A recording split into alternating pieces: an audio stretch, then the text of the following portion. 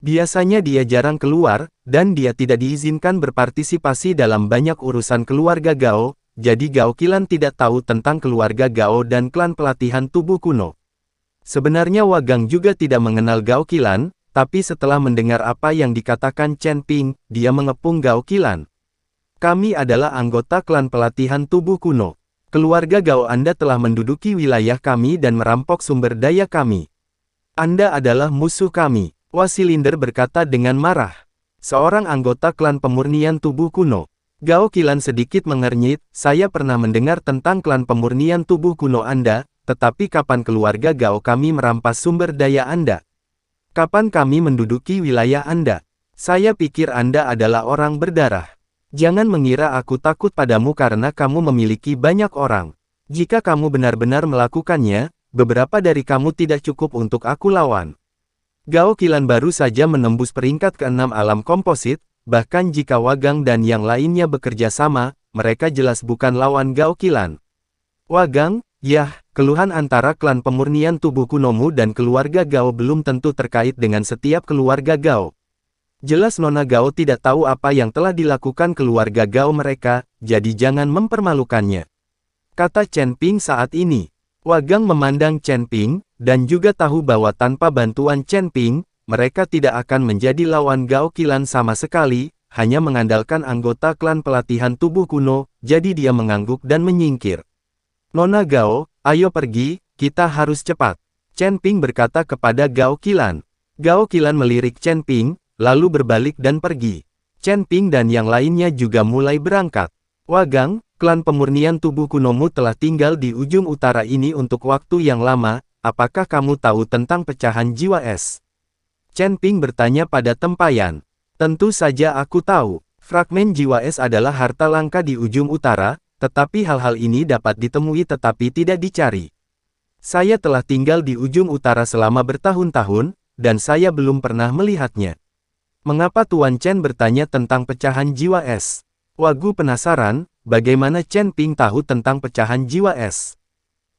Lagi pula, pecahan jiwa es ini adalah spesialisasi dari tempat yang sangat dingin di utara ini, dan tidak tersedia di tempat lain. Hanya mereka yang telah tinggal di sini sepanjang tahun yang akan mengetahui keberadaan fragmen jiwa es. Baru saja kita mendapat pecahan jiwa es, tetapi seseorang ingin merebutnya di tengah jalan, dan aku membunuh satu. Chen Ping menjelaskan. Saat ini, Wagu melihat mayat hangus tidak jauh dari sana. Chen Ping, apa pecahan jiwa es ini? Liu Ruyan bertanya dengan sangat ingin tahu. Dikabarkan bahwa Ice Soul Fragment adalah. Wagang berbicara kali ini, penjelasannya hampir persis sama dengan yang dikatakan Gao Qilan, sepertinya Gao Qilan tidak menipu Chen Ping.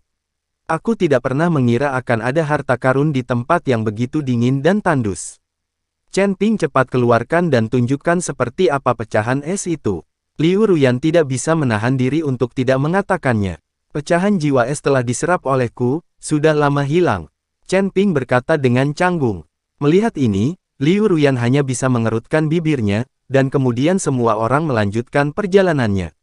Mereka tidak menemukan tempat untuk beristirahat sampai hari menjadi gelap.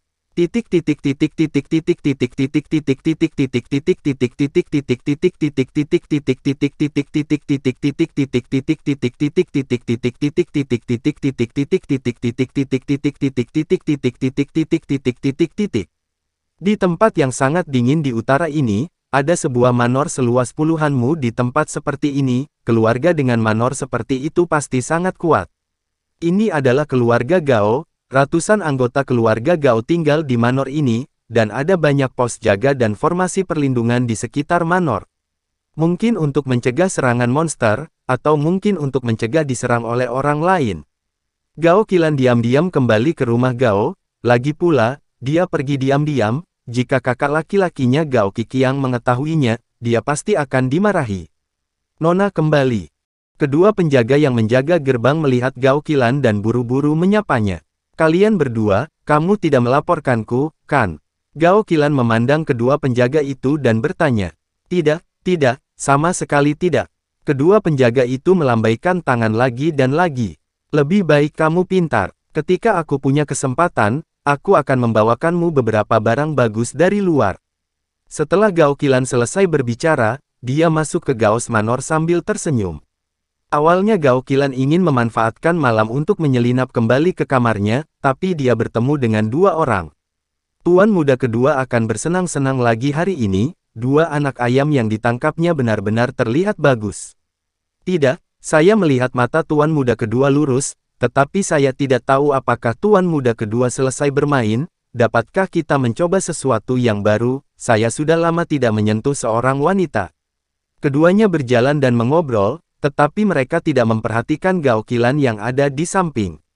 Ketika Gao Qilan mendengar isi pembicaraan keduanya, dia langsung mengerutkan kening, menghentikan mereka dan berkata, "Apa yang baru saja kamu katakan? Apakah kakak keduaku menangkap perempuan lagi?"